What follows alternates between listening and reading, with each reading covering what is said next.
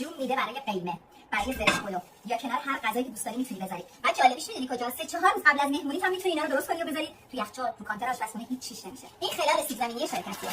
رنگ و روشو ببین. حالا اینی که من درست کردم و اونم تازه با رنده معمولی رو ببین چی شده. بیا بهت فوتو فنشو بگم که تو هم به راحتی بتونی اینجوری سیب زمینی خلالی درست کنی. به به. حالا خودت دو تاشو با هم مقایسه کن.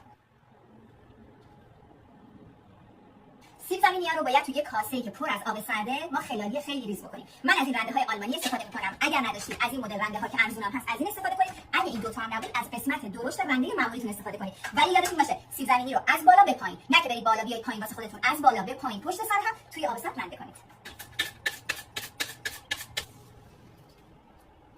نگاه کن. اینجوری هم باشه من اینو چیپسی درش میارم. خلال ریز، خلال درشت. کار خلال کردنم که تموم شد، سیب زمینی‌ها رو 2-3 مرحله با آب سرد قشنگ آبکش می‌کنم. حالا نوبت چیه؟ خشک کردنشون. سیب زمینی‌ها رو یه دستمال خشکش می‌کنم. بعد داخل روغن داغ سرخشون می‌کنم. ظرفمو کوچیک در نظر می‌گیرم که روغن روی سیب زمینی‌ها رو بگیره. سیب زمینی رو زیاد به روغن اضافه نمی‌کنم چون خمیر میشن و به هم میچسبن. کم کم اضافه می‌کنم و به هیچ عنوان حین سرخ شدن همشون نمی‌زنم. اگر نیاز به هم زدن داشتن فقط از این چنگای کمک می‌گیرم. سیب زمینی‌ها که سرخ شدن اونا رو داخل توری یا صافی می‌ریزم که روغن اضافهشون بره، خشک و ترد بشن. اگر روغن زیاد باشه جذب روغن توسط سیب زمینی کم میشه. پس خیالتون بابت این قضیه